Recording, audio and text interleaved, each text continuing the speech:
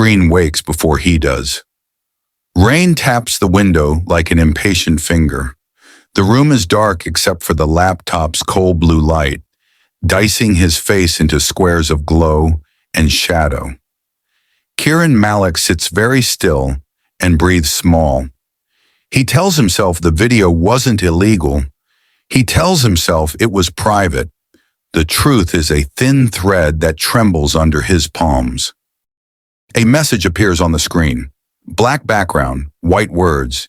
It reads in plain, unforgiving language that they can see him, that they are recording, and that he must not close the window. A red dot by the webcam blooms like an iris. He did not click anything. He did not press a key. The camera is on. He is in the frame. Behind him, from the dark, a reflection of himself watches for 17 minutes and 43 seconds. Every blink, every tilt of his head, every guilty intake of breath. This is not about crime. This is about shame. If certain people see this, his father, his mother, the imam at Friday prayers, the pharmacist who calls him beta, they will unmake him. The message is precise and cold. Transfer half a Bitcoin within an hour, or we send a copy to people who would ruin you. He slams the laptop closed like that will break the world. The laptop reopens itself. The words are there on every device, phone, tablet, the smart TV downstairs. Mirrored horror across every screen in the house. His banking app denies him. A red overlay screams that transfers are blocked. He dials the police and gets a recorded voice about repeated false alarms and a 24-hour delay. He tries a landline. Dead air. The smart speaker in the hall chirps to life, and in his mother's voice, warm and intimate, asks what he was watching. His skin goes cold. The voice is perfect. It knows the words that will peel him open and make him speak. At 0, the upload begins. The laptop reopens.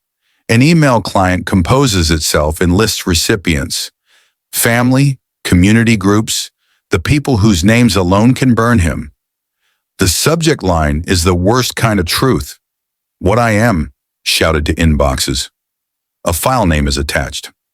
Progress. Bar 037.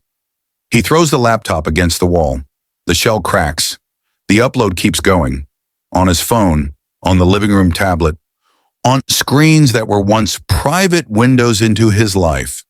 The bar freezes at 19% and vanishes like a threat that knows how to tease him, trembling into action. A message appears that reads like a teacher's assessment. He passed a first test. Obedience under pressure scored high. Room for improvement. Then a new task. Go to a corner convenience store, steal 3 bottles of children's cough syrup, do not pay, leave through the automatic doors. Cameras will watch. Failure equals immediate send. This is not blackmail anymore. It is a game. He is not a victim. He is a player whose moves are watched by thousands he will never meet. He walks in the rain with his jacket up, shoulders hunched. The fluorescent hum inside the store is ordinary, merciless in its brightness. Dome cameras watch like glass beetles on the ceiling. He takes 3 colorful bottles and tucks them into his coat. The automatic doors slide open and nobody stops him. His phone buzzes. Viewers rated him. Some joked about making him drink one. Viewers, the word lands heavier than any brick.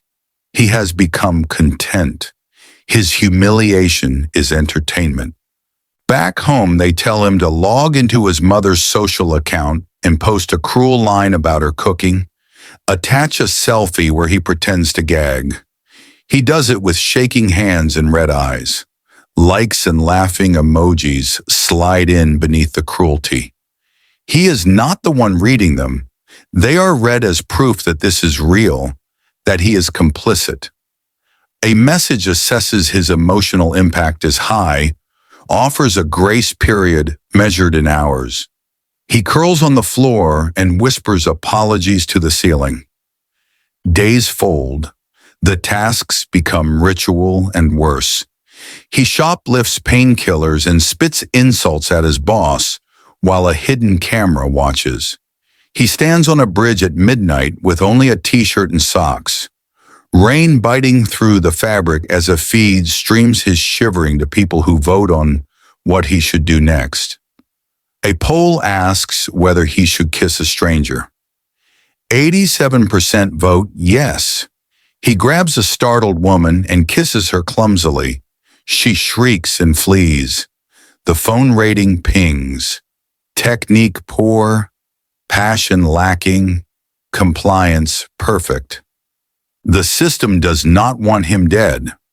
What it wants is proof that even the quietest, the kindest, the most hidden will fracture into whatever shape the watchers demand to keep from being exposed. It wants obedience. It wants a spectacle of someone rewriting himself into compliance. Then the final task.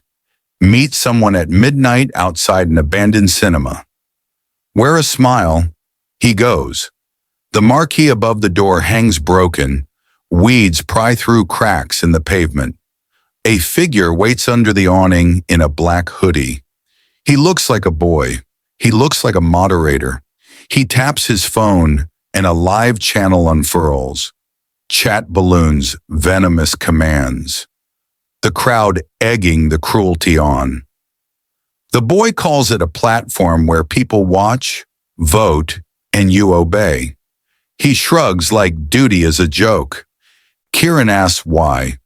The boy smiles thinly and says because people like proof that everyone is corruptible. Because secrets are currency and fear is a currency that pays. If he refuses, they send every file, every secret, everything that would make his family turn away. The crowd will decide his fate faster than any court. At the place where panic becomes a kind of clarity, something inside Kiran snaps not in defeat, but in a new, terrible composure. He takes his phone out, opens a browser, types the name of the streaming site into a blank form. He creates a server and gives it a name, exposed_UK. He writes 3 spare words for a description and hits create. He looks up and, smiling without amusement, tells the camera, "My turn."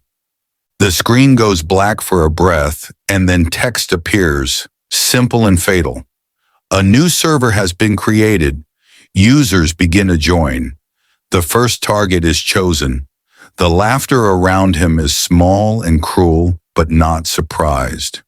He has learned what the watchers learned, that power is a loop, that watching begets watching, that humiliation stacked into a public feed will, if unchecked, teach the watched to watch back. He did not start this fire, the voice says later, in the small private echo between his teeth. But he fanned the flames.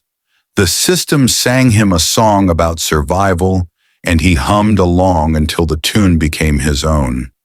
The rain still falls. The city goes about other people's lives. He walks home with his pockets empty of cough syrup and a new server humming under his thumb. He is a changed thing. He is both the hunted and the hunter now. The screen that once promised to erase him now reflects his face, unafraid, marked by what he has done and by what he has learned. The watchers, the moderators, the ratings, they remain. But the balance has shifted into a new, terrible symmetry. There is no justice in the night that watches, only traitors and mirrors.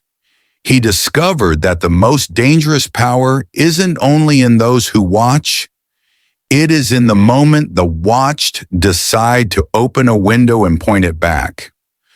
This story was brought to you by Thrillcom, where every tale pushes the boundaries of imagination and explores the darker corners of our digital future. Subscribe to Thrillcom on YouTube for more mind-bending stories that will make you question the world around you. Because sometimes the most terrifying truths aren't what we create, but what creates us.